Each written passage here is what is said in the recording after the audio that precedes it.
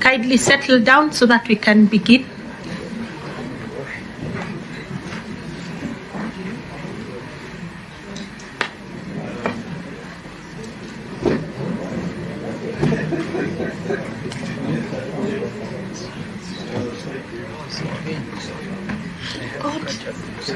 No, it went on very well. We had the one time.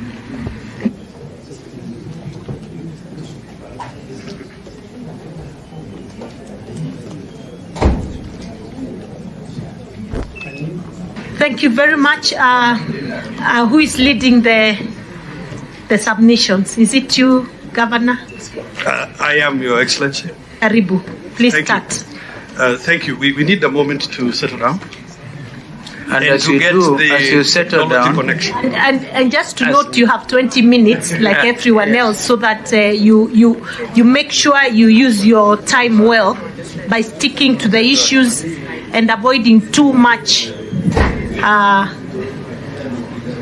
explanation, so that you're able to meet all your. Thank you. As you do, Governor Ruto, I'm sure you don't need any introduction to anybody here, but you may have to do a quick introduction of your side. Yeah? It's okay? Thank you, Chair. The front, yeah. Thank you, Co-Chair. We will introduce our members very, very quickly. Yeah. And allow me to ask my colleague, Dr. Karugo, to do so as we. And because you're a huge group, we'll allow you, Governor, because you're a huge group, kindly just introduce the leadership at the front, and we'll be okay with that. We are sufficiently guided, Your Excellency. Please proceed. Thank you very much, co-chairs. In front of you is the team from Azimio. We have Barnabas in the far left, is part of the technical team. We have Wakili Ndegwa Njiru. I'm sure he's not a new face to all of you. We have Fred Abongo, also part of the technical team. We have Honorable Maison Le Chamo, also from Jubilee Party. We have then Kavina Lawyer Tim, who is from DAPK, and we have Mr. Manji from Jubilee Party. This is just part of the team. We have a larger part behind us. I think as the chair of Azimio Women's League, allow me to ask all the Azimio women to be upstanding. We presented in front of you a memorandum. We have a representation from about 10 of the coalition parties. The party league chairs are also present. So at some point in the presentation, we will also speak about the 2/3 gender role. I thank you very much. Okay, you may proceed now, Governor. Thank you very much indeed. We obviously have a presentation, a summarized presentation on PowerPoint, but the committee will already have received a detailed presentation of the issues from Azimio. I am Derito Mureithi. I'm chair of the Economic Council of the Azimio Coalition, Azimio La Umoja One Kenya Coalition. So we thank you very much indeed for the time, and we shall make haste. The issues to be addressed as the dialogue committee has agreed and directed, so I won't really delve into them. Cost of living then, and the first item to say about cost of living is that Article 43 of the Constitution places a duty on the state to deliver on the rights and the socio and economic rights under Article 43 to the highest attainable standards. You will find on close examination that the issues of cost of living are in fact contained within Article 43. So 3 broad points we'll address very quickly on the cost of living. And those 3 points are what drives cost of living. And those things are the management of exchange rate, the management of public finances, as well as the mix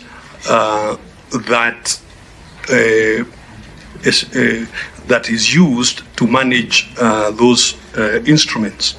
On the question of exchange rate, I think what you will see on the slide before you is what has happened in the last 12 months.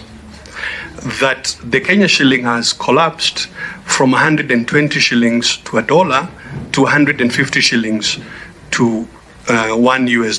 The effect of it, of that 25% depreciation of the shilling, that is transmitted directly into the cost of living.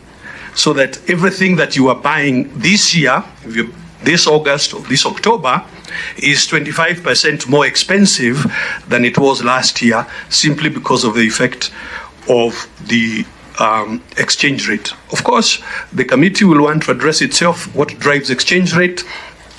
You've had some of it already here from FKE.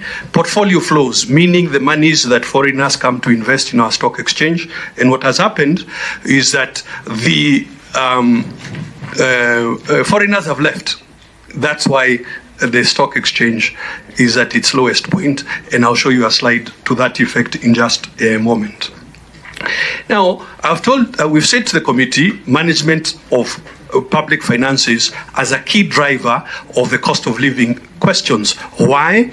Because taxation and borrowing have a direct bearing on what happens to the citizen, and we'll show you a couple of slides on that. Where we are, if you on the outlook, is that we expect. When I say we expect, these are the policies and instruments that have been placed already in Parliament. For example, the budget policy statement and the midterm expenditure framework. What does it call for? It calls for increased taxation. So next year, taxes are expected to go up 400 billion. It calls for continued borrowing, and I'll show you a slide in a moment, that the budget deficit is in the order of 760 billion, and that is expected. That is what is planned. Both things imply that it is not possible to bring the cost of living under control. Third point to make, experts agree we are in dire possibility, we are in debt distress, and the risk of debt default is looming, and all those things show that, in fact, we are on a terrible trajectory. Is it only against the dollar that the shilling is losing ground? That's a chart that shows you what has happened to the shilling in relation to the Tanzanian shilling. If you just go back to the slide, what you'll notice, we're moving from, again, a similar kind of depreciation of the Kenya shilling against Tanzania. So that the argument that this is a global problem is not exactly global for every, what individual countries are doing has a lot to explain the cost of living for their citizens. Now, management of public finances is, honorable members, fairly straightforward. You make spending plans. Those spending plans need to be financed. So either you are taxing to get money to finance your budget, or you're borrowing. Usually you're doing both. What is the issue? Why is it difficult to bring the cost of living under control? Because the tools that are being used today are blunting economic activity. They are eroding confidence. Again, going back to why is the stock exchange performing so poorly? It is leading to the flight of capital from the securities exchange, and the mix of taxation and interest is not working. The big headline point there is the budget deficit of 768 billion this year, anticipated to be 760 billion next year. Where do you get that data? From the budget policy statement and the midterm expenditure framework. Those are the same numbers in a slide. What you will see there is continued increment of government spending. And if the committee permits, economists think about cost of living or inflation as too much money chasing too few goods. So if you want to bring inflation down, then you have to slow down on expenditure. You don't accelerate expenditure. Now, what the combination of policies is doing is to increase expenditure. Yeah, and you are increasing that expenditure by borrowing. So you are suffering a double whammy. Of course, you will ask us, how then can you reduce government expenditure? What can you do? Well, first of all, eliminate corruption and theft of public resources, eliminate waste, inefficiencies, and imprudent use of public resources. To give you an example, last financial year, last quarter of financial year, so June, May, April, or May, April, June of this past financial year, 193.4 billion went to domestic and international travel. Compare that, for example, to what is expected from the housing tax, which is 70 billion. Meaning, if we did not travel, we may not have needed to collect the housing tax. You could have financed it by just stopping excessive travel. When you look at social protection, which is being reduced, when you look at the resources to counties that are not growing, all of those things could have been resolved if we avoided excessive expenditure.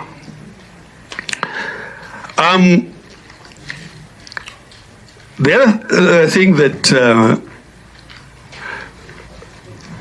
happens when you're borrowing, the other thing that happens when you're borrowing is that, of course, you have to pay. So debt service, what is the issue here? The issue is that debt service is now 67% of actual tax collection. Okay? And that slide shows you where is the source of this data. Again, budget review and budget review and economic outlook, as well as the financial statement for this financial year. The point being, can you really grow taxation by 530 billion, which is what is anticipated this year, and can you grow it at a time when the economic conditions are so poor? What is the effect of excessive borrowing? You squeeze out the private sector, and that is what that slide, again, from the quarterly economic review by Treasury, that is what it is showing you. That the spread, the difference between what depositors are being paid by banks and what government is paying those same banks to borrow that money, that's the spread, and what you see there, it is growing. The effect of it is to squeeze out the private sector. And I think FKE were before us, and they explained this point very strongly. This is what FKE was saying, that the Securities Exchange is now considered the worst performing. Not considered, that is what the data is showing, the drop being what is on the slide before you. Economic growth, because when you squeeze private sector to the corner, then there is no economic growth. And this is exactly what is happening. If you compare growth quarter to quarter, what you will find is that economic growth has flatlined. Yeah. So with the exception of the COVID recovery in 2021, when you look at quarter two, basically it has flatlined. We dig deeper in two slides. What really, this inflation or this cost of living, what's inside it? What is driving it? That's the way it is. Food and fuel. So the policies we pursue must address food and fuel costs. But this is the outcome of what has happened in the last 12 months. And you can see, again, this is a data and graphic from the Kenya Bureau of Statistics.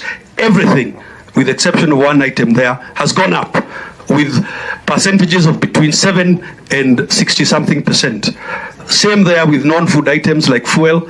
What you will notice, in fact, this is 1 month old now. This is before the dramatic increase in fuel price this September. So those numbers can only get worse. I know we are fond of blaming international crude prices. That is not fair to anybody because it's not true.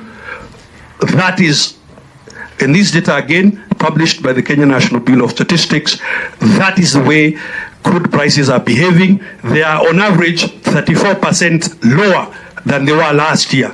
So it cannot be that they are the reason fuel prices are going up. What is to be done? We must stimulate production by reducing interest rates. We must reduce taxation on energy, on fuel, on food, taxation to SMEs. It's the only way you can stimulate production. We must have a balanced budget. Some have argued not possible. It is possible. In 2003, 2004, 2005, you had a balanced budget and you are able to implement the items of Article 43, like free primary education, zero-based budgeting, and so on. I have to move faster. Finance Act 2023 should repeal it in its entirety. In any case, the broad policy point is reduced taxation. Next cluster of items, review of or audit of the elections. Now, first of all, the audit is not something being suggested. It is the constitutional provision, and you will find it in all those articles of the Constitution from 1, 3, 10, 81, 88, and so on. What kind of audit? Forensic and systems audit is what is required. Why? I mean, Kenyans, as a sovereign, and the Kenya National Human Commission just said the same point, the sovereigns deserve. In any case, audit is a normal process. Every entity of the state, counties, national government, parastatals, everybody gets audited. We must audit this process, and it is by auditing that then we can know what we are fixing. What is the problem that we are fixing with IEBC? So why audit? First of all, there are different numbers from the IEBC server, from the portal. And as you can well imagine, I have mixed feelings about Bomas, but we have different numbers. That's the way the numbers look. When you go by regions, when you aggregate the numbers by region, that's the way it looks. So we must audit. Number 3, numbers must have statistical validity and consistency. Now, these are the results from the Bomas portal. Now, elections happen, honorable members, in a polling station. So you could check, candidate A, how many polling stations has she won? Those polling stations aggregate to an electoral ward.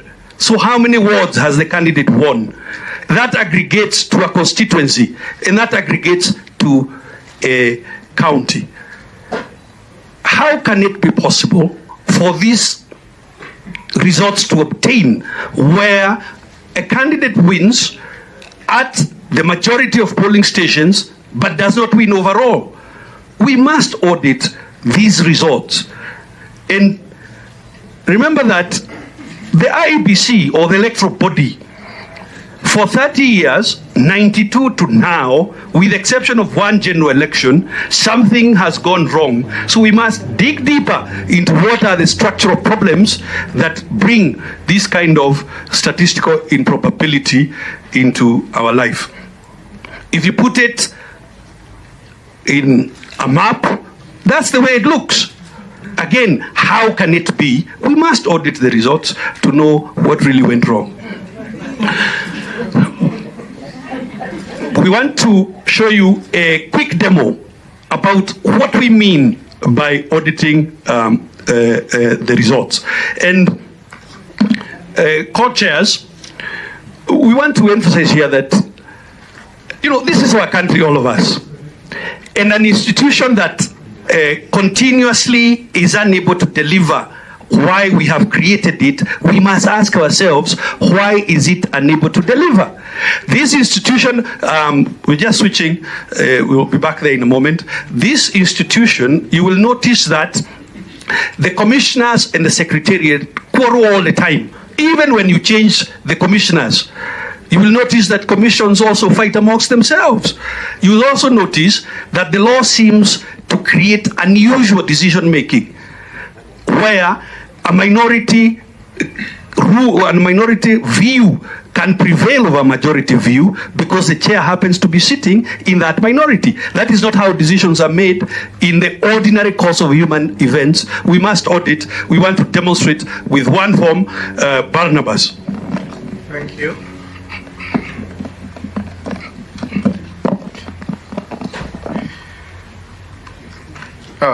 Thank you, honorable members. I just want to take like 4 minutes, not more. I've given you hard copies of some forms to check on, and we want to demonstrate something with them. First, you need to look at them and note that the prints are very small. Those prints are very small, but the signatures are there. That means people signed them, literally. So probably, did they even verify that data before signing on a hard copy format like that? When you look at them on the screen, one of the forms look like that, and then I will give you another form now, which also looks like that. So these are 2 forms. If I click here, that's one of them, and then this is another one. Even by the size, you can see that they are all both the same forms. So looking at them casually by your eyes, they will pass for IEBC forms.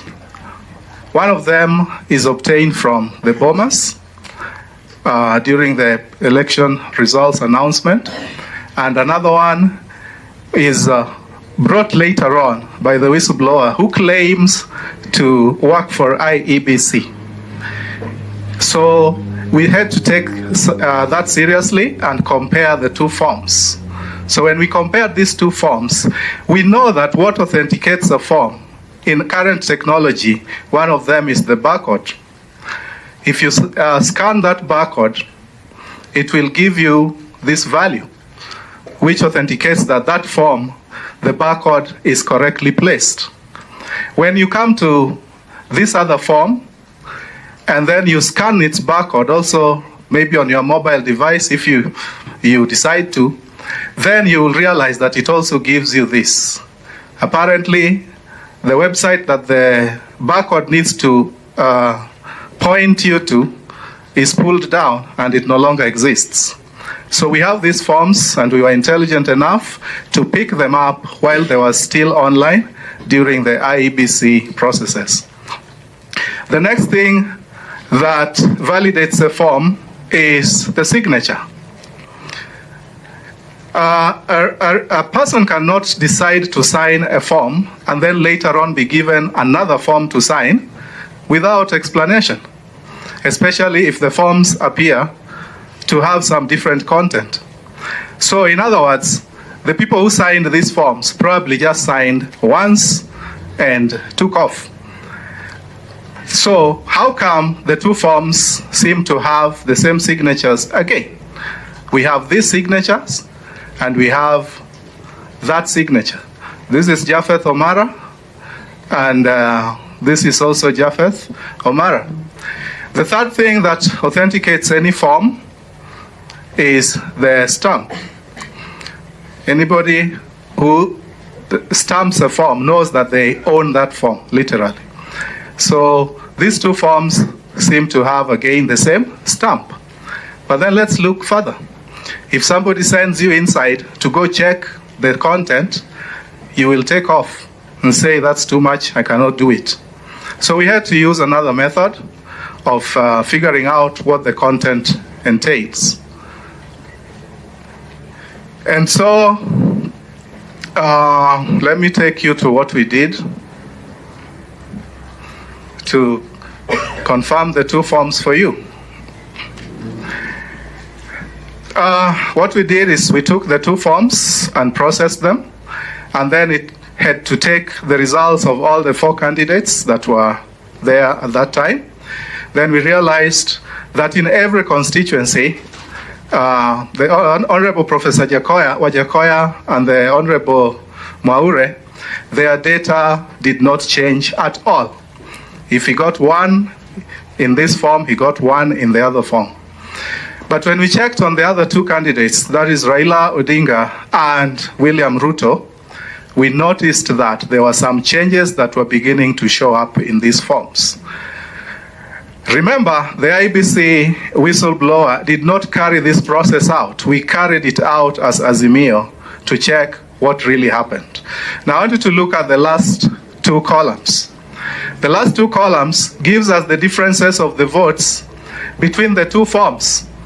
So, if you look at this Maroni Primary School, room 1, Raila got 245 votes and Ruto got 73 votes from the whistleblower's data. Again, Raila got 245 and 73 for Ruto in the Bomas portal data. That gave us a 0 for Raila and a 0 for Ruto. So, using that method throughout, we run through this form and then we start noticing differences. We come to this particular station and then we realize that here in the other form for the whistleblower, Raila has 223 and Ruto has 134. And in the Bomas portal, Raila now has 123 and Ruto has 234. That you cannot even verify from that small thing form that is been given to you. Those fonts with the just row I, you cannot even read them. But the system read them for us and gave us that. Then we scanned through and realized that there were some jumpy, fishy operations going on in some of these constituencies. So we looked at another one and we saw here he has, Raila has 277 votes and 102. But then in the Bomas, now he has 77 and William Ruto has 304 votes. Now when we take that throughout, we notice that in this particular constituency, Raila now has negative 550 votes deducted from him and Ruto has 550 votes added to him. Now, let's confirm with just 1 form and I'll be done. With just 1 station and then I will be done. So let's get to this Gazi. Let's get to this Gazi Primary School from these 2 forms. So I take you to them. The good thing with computers is that you can zoom and you can check, but the form, you may not be able to do that. So we have Gazi Primary School here. In this Gazi,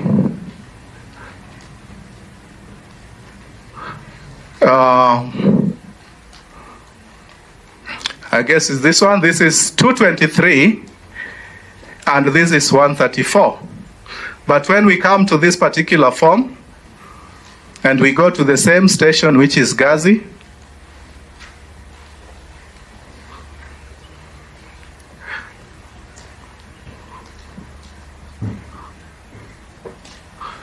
Gazi Primary Room 1. Now, Raila has 123 and Ruto has 234. The Professor Wajakoya and Mwaure, their votes remain unchanged. The other values also remain unchanged. That is the total valid votes. And also you note that the rejected votes were 7. So this is the consistency we have in all this. Just to check, this is the consistency we have in some of the constituencies, and other constituencies there is nothing that happened, and that is where the total votes that you see in the final analyzed result gives us 8 million in the Bomas in the server. Point of order, Chair. Yes. When we listened to all the other presentations, we were strict on time. So far, this team has done. I am done actually. 8 minutes. I am actually done. It doesn't matter. People can heckle, can do what. Those are facts, and that's the truth. we were all guided. I'm actually concerned for them because, they have 5 items to present. This is item number 2. We are sufficiently guided. We thank you, Chair. Now, the next slide coming your way will just point to when we say audit, what is the tapestry, what does it look like to audit the elections results, so that we are quite clear that it involves not just the polling station results, it involves transmission, it involves the audit, involves the responsibilities of all state actors in the process. Now, it's only upon audit that you can actually reconstitute and restructure the IEBC, because then you know what it is that you're fixing, what went wrong, and therefore what are you fixing. Now, in reconstituting it, obviously, the various parties will want both the opposition and government side to contribute to this on a 50-50. When we say restructure, it's not just about changing the persons who are the commissioners. It's about looking at these institutions, as we said, on a structural level, and that involves, of course, the secretariat. We also think we must separate the election management and boundary delimitation for obvious reasons with boundary delimitation. The IBC and election statutes must also align to the Constitution, because the chair should not be a sole shareholder or a sole driver of the institution. The chair ought to be a first among equals. The role of the CEO should be in accordance with Article 250. We must also, of course, have enabling legislation for Articles 86 and 138. IBC should use taxpayers' money, so the elections fund. And there ought to be very stringent penalties for IBC officers, and this should be taken to personal responsibility so that we can have something that works. Of course, monitoring technology, not just by IBC, but also political parties at the polling station level. Political parties should be involved. There was debate earlier about should politicians be involved. Political parties must be involved in the verification of materials. And also, there should be no statute of limitation on these when people should change the will of the people. So prosecution should be always. Also, there ought to be no changes. There ought to be no changes in electoral rolls inside a 6 months window to the general election. Now, we need to make provisions for PWDs in exercise of their rights at Article 38. Again, enabling legislation for youth and vulnerable groups, as well as ensuring the realization of Article 82 for diaspora to exercise their rights. Now, in terms of timeframes, the timeframes need way better management. For example, and we'll come back to this point in a moment, the timeframes for dispute resolution, even within party processes. I want to move to the fourth cluster of issues, governance and the rule of law. Article 10 binds all of us in terms of the national values and principles, all of us being state organs, state officers, and so on. And it is clear that we are doing very badly on this score.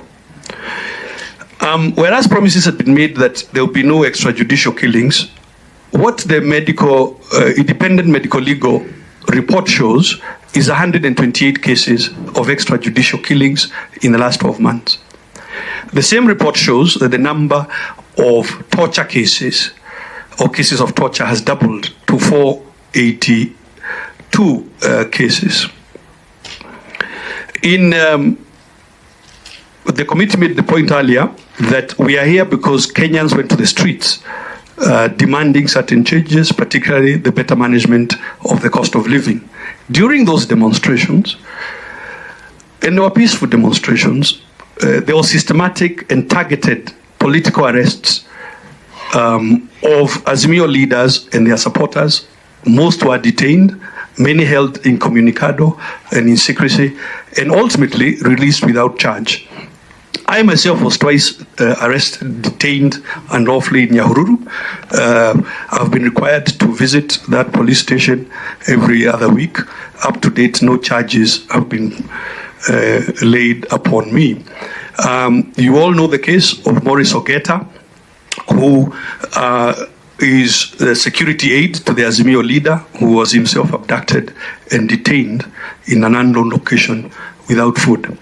Allow me to just give you a glimpse of what we are talking about if you focus on the following video. Governor, kindly take note of that your time is truly up. Just take note of that. Absolutely. It's truly up.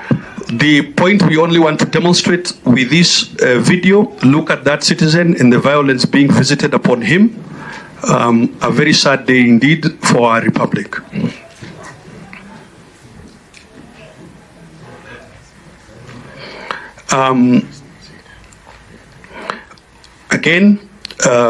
This next clip shows you what happened to a young man called John, and we will show you in just the video. Suffice it to say, ultimately, John unfortunately passed on while being treated in ICU. I'll pass given time, but again... let's agree that we can look at that later. Absolutely. Please finish. In our own records, it is 92 persons who are shot dead, not 72. And of course, there have been selective treatment of Kenyan citizens. Recently, there were protests in Uasin Gishu, and no police violence was visited on the citizens there. Again, on police brutality, if you focus on the image on your screen, you have to ask yourself, is that person holding a firearm, is he or she a police officer? And what is their role in a scenario with demonstrators? Why are they there? Again, on governance, we've seen a systematic dropping of corruption cases. One cannot help but believe coercion is in play, that members appointed to government find their corruption cases dropped by the DPP. There's been a complete contempt of ethics. For instance, recently, persons were pardoned under power of mercy with no consideration whatsoever of the victims or indeed following the rule of law. Threats have been made to the judiciary and to judges themselves, in direct violation of the Article 166 that guarantees their independence and protection. We have seen subversion of the course of justice. A case in point is what happened at Mumias, where individuals were told that there are only three options: jail, deportation, or heaven. And Kenyans, of course, subsequently coined Mambo ni Matatu out of that. We have seen undermining of the Senate. This continues, particularly with the question of the Finance Act and the disregard of Senate. Remember, the law is that everything that touches on counties must involve the Senate. On the question of inclusivity, two quick points to make here. Only 13% of the PSs are women, and that clearly cannot be what the law contemplates. In addition, more than 50% of the slots go to two regions, being Central and Rift Valley. I'm rushing because of the urging of the committee. No, your time is truly up, Governor. It's not a question of rushing. I think it's time he stops. And therefore, seriously, what we recommend on inclusivity, Governor,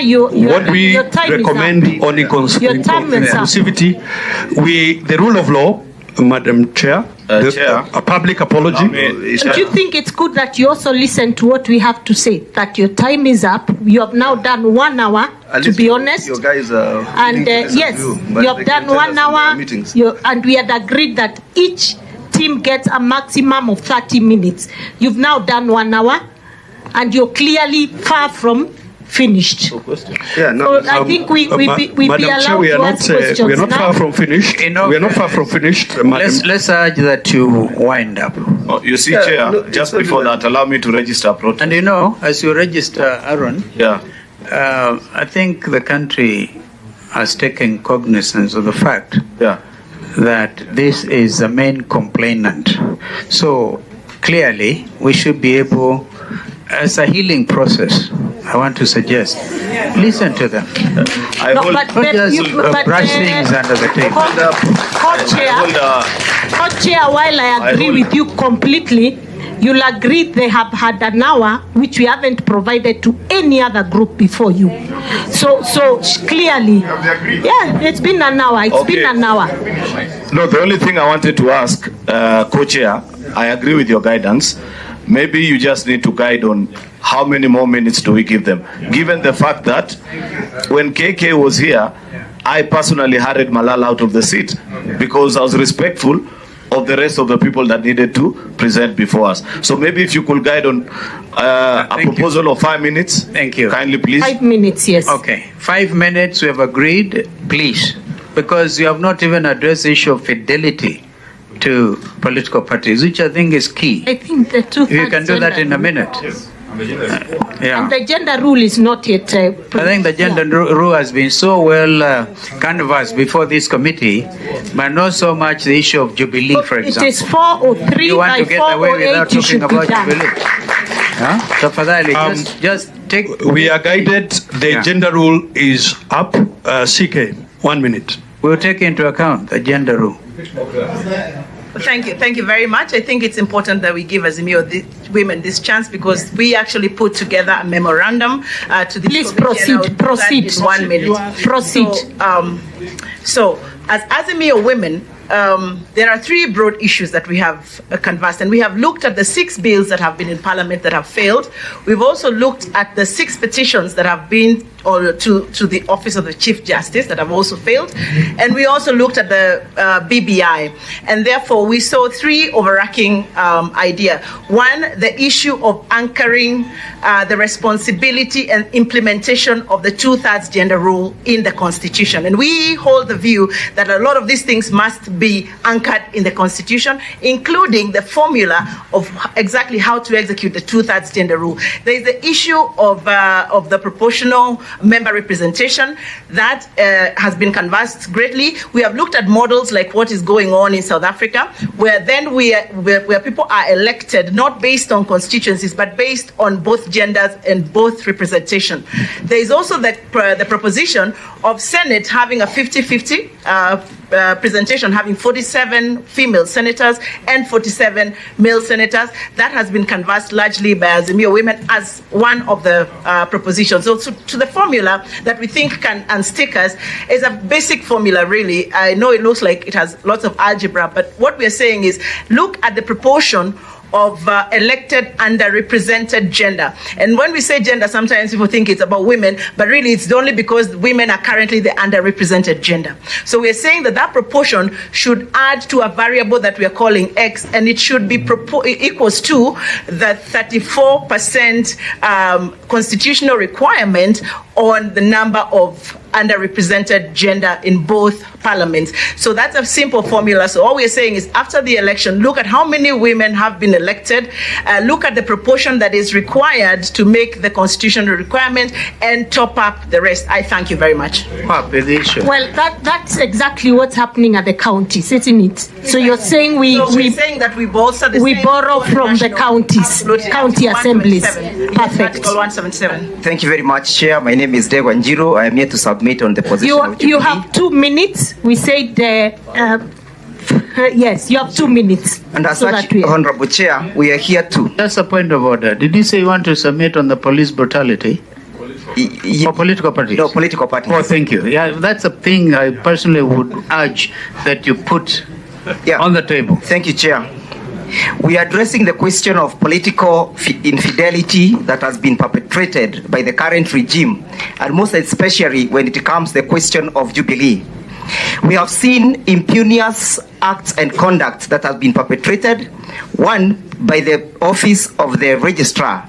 The Office of the Registrar is holding brief for the current regime to the extent that she has mutilated her functions as decreed by the Political Parties Act. It is therefore a recommendation that the Office of the Registrar ought to be made independent, and that it ought to be insulated from the interferences that has come from the current regime. Number two, on the question of minority and the majority in Parliament. The reason why the majority and minority in Parliament has been mutilated to the extent that now the person who is sitting in the minority ought to be sitting in the majority, that is Honorable Opio Andai, is because Parliament has been captured by the executive. And how did we begin this capture? We began by the fact when we had the Speaker of the National Assembly being an affiliated and an active partner of the ruling coalition. That means that person lost his objectivity and his impartiality, and that is why by the ruling that was delivered on that particular fateful day to the Kenyans, we ended up losing the majority. Number three, why are we having political parties infidelity? Is because the state is the one that is creating aggression and rebellion in political parties, and we've seen a state-sponsored rebellion within Jubilee political party to the extent that the individuals who were nominated by Jubilee, by Azimio to Parliament, they are now dining and wining with the state, and that is an aggression against Article 4. It is a mutilation of Article 4 in the sense that it has completely changed the dynamics and the diagram, the political diagram of political party, of multi-party democracy. And perhaps that could have been caused and triggered by the history that this country has undergone. That some individuals who perhaps may or may not be involved, they are the ones now at the realm of power. They were not involved in the fight against multi-party democracy. They were not involved in the promulgation of the new constitution, and therefore they do not understand the dictates and the provisions of the new constitution. So we are calling upon Kenyans and recommending that political parties must be respected because it's the backbone of our democracy. The Office of the Registrar must be constituted by a person who is capable of adjudicating over the disputes, and for this we are proposing that the holder of that office must at least be a person who is capable of being appointed to an office of a judge. I rest my case. Thank you. Very well. Can we now ask questions or clarifications? Committee? Yes, Madam Chair. We wished you could allow. Yes. It is the committee Honorable. that I'm allowing now to ask questions, clarifications, whatever it is. Indeed. I go first. Thank you. Senator Aaron. Thank you, Chair. I want to appreciate the team from Azimio for finding time to as well come, because I think like both of you chairs have guided, it's important that we speak to each other and not talk at each other, because that is what was prevailing. I have listened to the presentation of Azimio, and I have a few questions or perhaps comments, chairs. In your presentation, Governor Nderitu, will you perhaps maybe care to just elaborate, because I saw, and your presentation was quite an interesting one, because it has what you would easily refer to as political juxtaposition. All your data and all your data and statistics curiously begin from September or thereabouts 2022. Somebody will easily imagine that either the country didn't exist before then, or for some reason it's not an area that we need to focus, but that is not important. What is a place of political instability? Political instability as a factor and a contributor to the deteriorating state of our economy? Because I see you listed quite a number of factors, our import and the rest. what is the significance of that aspect. Second and last comment, Chair, is that the presentation on the audit is something that perhaps struck my curiosity, because, you know, these are issues that have been canvassed. And the simple question one will ask, if you didn't know better, is where was all this information during the Supreme Court hearings? Because the funny bit is, the stories that you are now canvassing before the committee were equally brought to the attention of the Supreme Court. If you read the ruling of the Supreme Court, I think from paragraph 140 all the way to 144, it goes into detail about these alleged forms and IBC presentations that is now being made before this committee, that were then made before the Supreme Court, and that the finding of the Supreme Court were that those were not legitimate documents. It didn't come from IBC, but it came from your side, and when checked or counter-checked against what IBC presented before the court, they were found actually to be forgeries. And it's elaborate, captured. Supreme Court ruling 140 paragraph 140 to 144. You know, finally, Chair, it's important, even as we present this committee, to remain factual. I know for a fact, for example, just to pick curiously out of the presentation by Governor Nderitu, I saw he presented, let's say, a count of MCAs. I know for a fact that if you check the count of MCAs in across the Republic, Kenya Kwanza has well over 692 elected MCAs.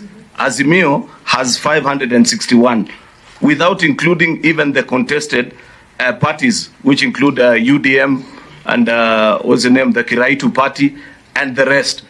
The margin is elaborate. So even as we come to present before the committee, let us not forget that there is a history of what led to us being here, and remain factual about it. You know, Chair, just in 10 seconds as a last comment, there's a question which I was hoping perhaps Nderitu and his team will respond to. And this was asked by Justice Smokin Wanjala in the case of the Supreme Court. He didn't mention that, okay, we hear your case. As Azimio, you make the argument that you don't trust the technology that was used, that somehow it was hacked. Then he asked, explain to us then how the forms that were physical, marked and signed at the polling station, equally transported eventually before to the National Tallying Center. How could somebody have made an alteration? Because if you recall, and there are quite a number of you that participated in that exercise, randomly, just out of the blues, the Supreme Court picked, I think there were 15 or 30 or something polling stations, and they say, please counter check what is on the portal if it matches randomly. And curiously, 100%, word for word, point for point, figure for figure, they matched. And that is something which has never been explained up to date. That you could make the case and say, oh, we didn't trust the technology, there were these stories about the forms, what about the physical one? Where were they hacked? Okay, somebody else? I wanted to find out, sorry. Yes, Honorable Andai. I wanted to find out this mutilation or inversion of Jubilee Party by what you refer to as the state. Okay?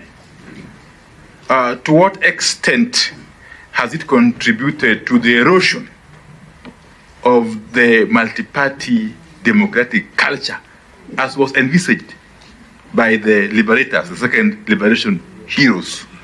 And finally, on Jubilee again, those who you would want to refer to as masqueraders, who have taken over Jubilee from the legitimate owners, to what extent have they gone in terms of misappropriating the resources of Jubilee? Yes. Hassan? One of our former cabinet secretaries is here, and Eugene usually proudly refers to his stint in those previous government, in the previous government. I think Nderitu being, I think, a person in the finance field, in the economic, I think that's your background. I think you've realized over the last 10, 15 years, Kenya has become a net importer of food. We import everything. It's not a situation that we crystallize. There are real natural market forces there. You decide to subsidize consumption. Kenya Kwanza comes in and decides to subsidize production. The whole idea is to ease partly the demand on the dollar, which we mop 4.2 billion to 5 billion annually to buy food. Maharagwe, viazi, not viazi, mahindi, mchele, sukari, everything. So what we say, let's provide fertilizer. Let's boost our production so that we ease the demand on the dollar. This dollar you're talking about, we started a G2G program about 4 months ago. At that point, skizeni, at that point, you laughed at Bomas when the current president was presenting. Don't laugh again. You might end up having the last laugh. So we started the G2G 4 or 5 months ago. When we did the G2G, the dollar was doing 139, 140.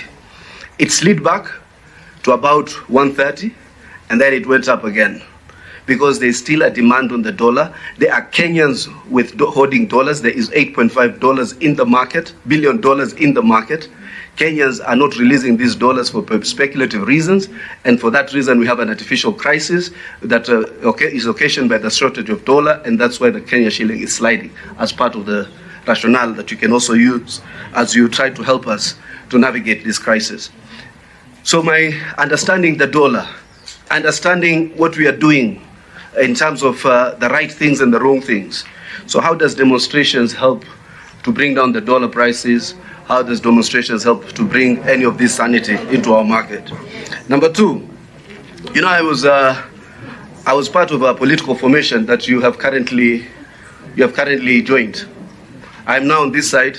Some of my friends, Opio and I, are on that side.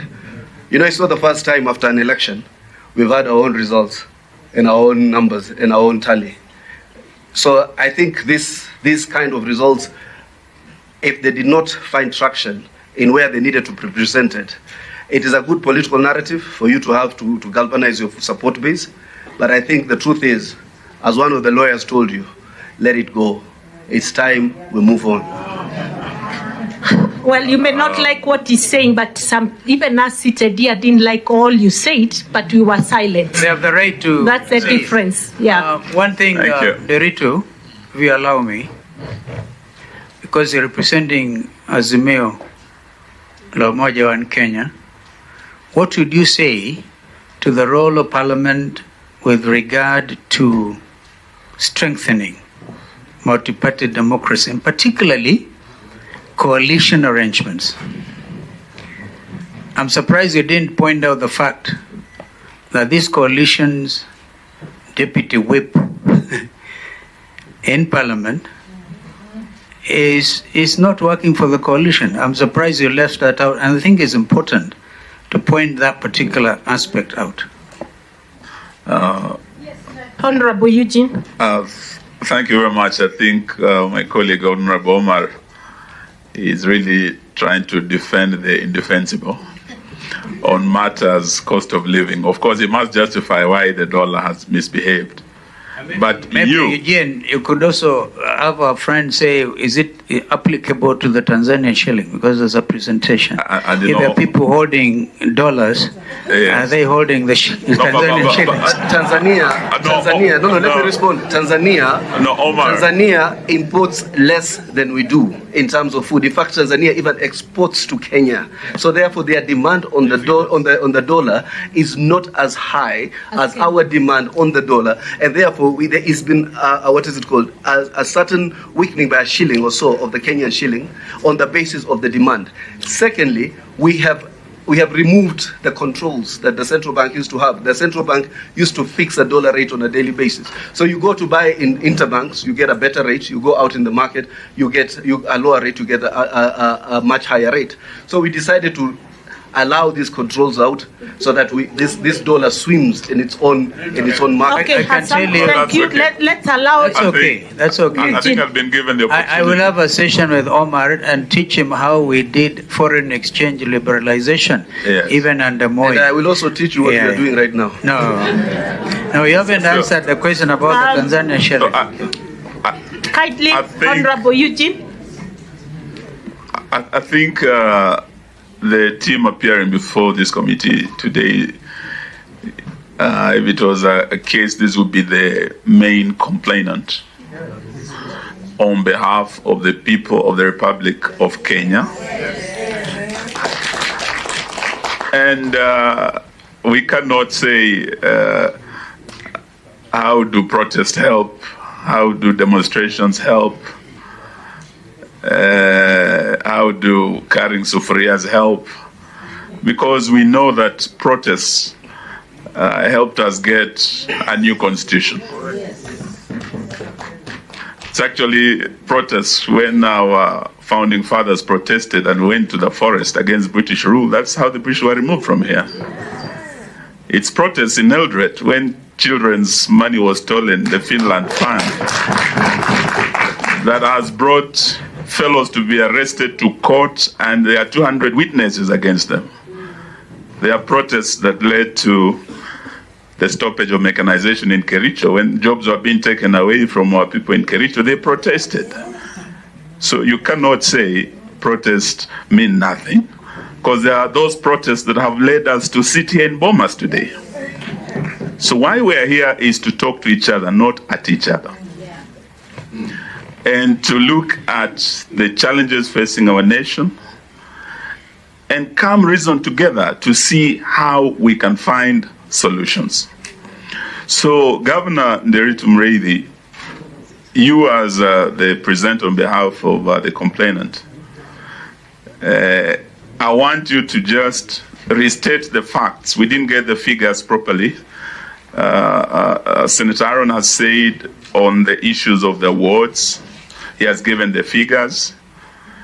I think just for the record, you are saying according to the evidence that you have, the number of votes that according to your evidence that Raila Odinga got, can you be specific?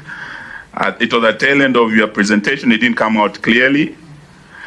The number of constituencies that Azimio won versus Kenya Kwanza, and the counties and the regions. I think we want a clear picture because we can see a blue and yellow map, but you are not clear on the figures that you are talking about. And we are asking for opening of this service so that the truth can set this nation free. So that is why we're here. Apart from the issue of the cost of living, many Kenyans cannot make ends meet, and that is why they went to the streets. You have made proposals, and I'm hoping in your detailed presentation, you have proposed the specific taxes. It's not just enough to say reduction of taxes.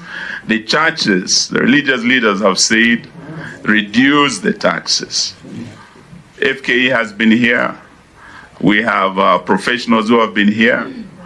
All of them are talking the same language. But to help this committee, and we know your vast experience in matters finance, please be specific. Like on fuel, we have about 16 taxes and levies. Which ones are you specifically proposing should be scrapped or reviewed downwards? Because that is what really sent the cost of living high when we moved VAT from 8 to 16%. On electricity, we have almost another 10. So putting 20 levies and new taxes at once on the shoulders of a Kenyan. Please be specific in your recommendations. Thank you. Thank you. Response, 5 last minutes, kindly. Excuse me, the one question on the... Yeah, but let it be as brief as possible. Yeah. Now, thank you, Governor Nderitu. Part of, the task of this committee is to address issues of accountability, issues of impunity. Now, you have presented some graphic cases where the police are alleged to have used brutal force against Kenyans. Now, from the data that you have, because, I mean, even in America, we see some rogue policemen, but you will see action being taken against them. They will be arrested and prosecuted like any criminal. Now, from where you are sitting, do you have any indication as to whether there is any single police officer who has been arrested, taken to court, and charged for any crimes committed against Kenyans by the police? Thank you. Kindly take note, you have exactly 5 minutes. We have about 10 more teams waiting out there since 2 p.m. Kindly. No police officer, to our knowledge, has been held to account. As a matter of fact, they have been congratulated by the highest leadership in the regime.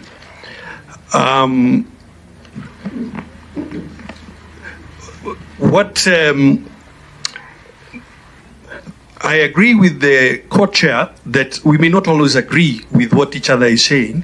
I think that's why we are talking. The senator may not agree with our figures, but isn't that why we need an audit? I mean, that's the whole point. Yeah, that we are looking for a neutral arbiter to do so. The question that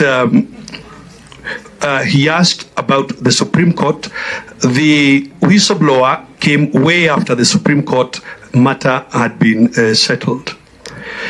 On the matter of Jubilee Party and the illusion of multipartyism, the whole parties are the foundation of democracy. Without functioning political parties, we cannot possibly have democracy. It is incumbent on any regime in power to let parties operate in the manner that is contemplated in the Constitution. So the continued aggression against Jubilee Party, the fact that Jubilee Party and other parties, when they change parliamentary leadership, for example, those changes are not implemented because speakers have taken a partisan view. It is well known, for instance, that Jubilee Party and Azimio coalition have communicated changes to who should be the deputy whip in the assembly.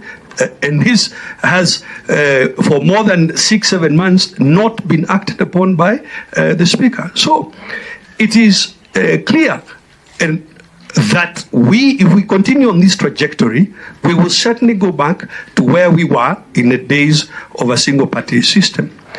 On the question of resources of Jubilee Party, and these are matters being also contested in court, the evidence is that the masqueraders have been allowed by certain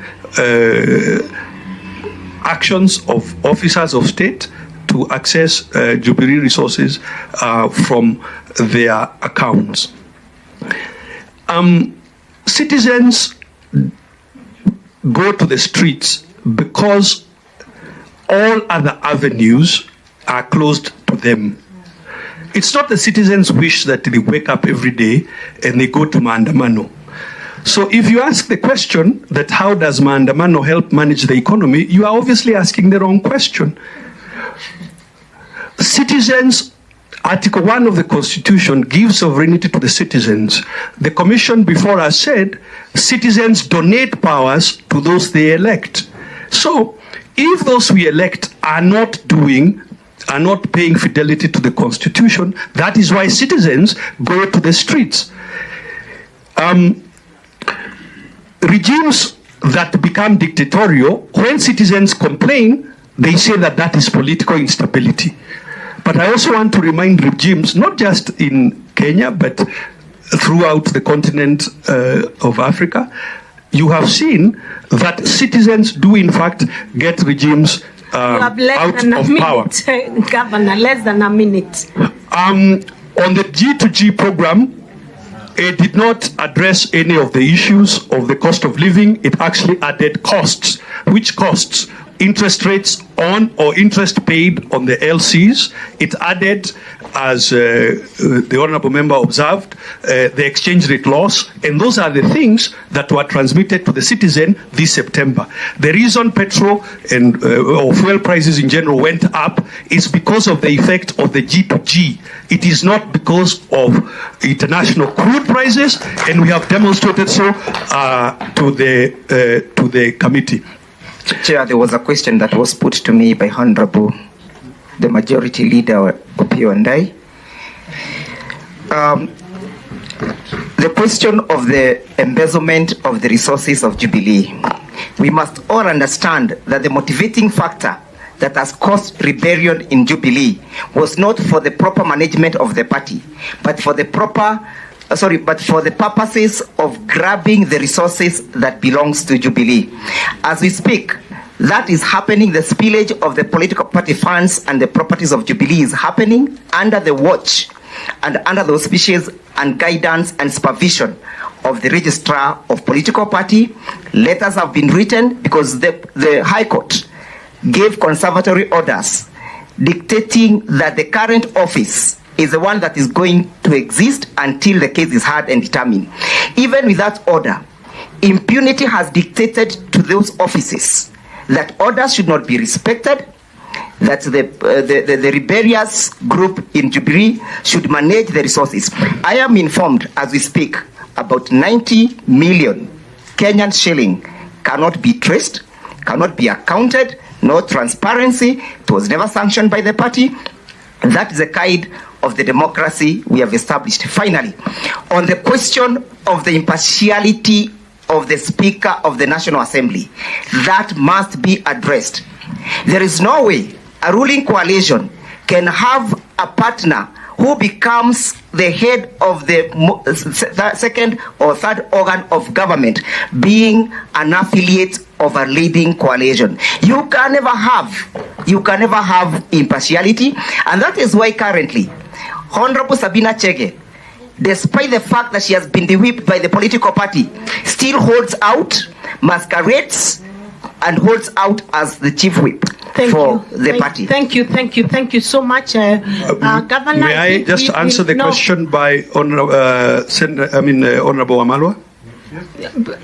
Yeah. 30 seconds, Governor. Kindly, you'll agree with. You've now done 1.5 hours. The specific numbers are the following. I'll just read the numbers. 24,499 polling stations for the Azimio candidate, 21,703 polling stations. You asked what is it in terms of electoral wards? 803 electoral wards, 648 for the KK candidate. In terms of constituencies, and remember here, when we count constituencies, we count diaspora. So it should add up to 291. 160 versus 131. Thank you, Yeah, Governor. I think we'll end it there. Thank you very much, Azimio, for coming and making a good presentation. The whistleblower speaker. I just really wish to Governor Derito, I just really wish you were the finance minister of the past regime, because the debt we are in will not the current regime. There would not be. We would not be struggling paying debts had things been done well. That's a fact. Today ni siku ya kusema ukweli. I wish you were the one. We also did not come here to co-opt him. But I think they'll do a good job as an opposition. We thank the committee for the time accorded us. Thank you. Thank you, Governor. Asante sana. Please use the door to the right to exit so that the others can come in. Thank you. The Coast Parliamentary Group. You know there are other people who came way earlier. Yeah. Way earlier. Where CPG go up? Where is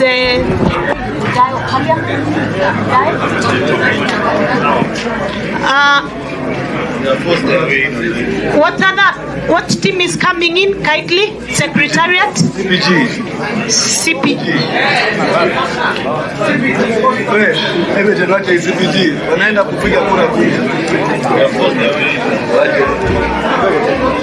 You know we have how many more appointments?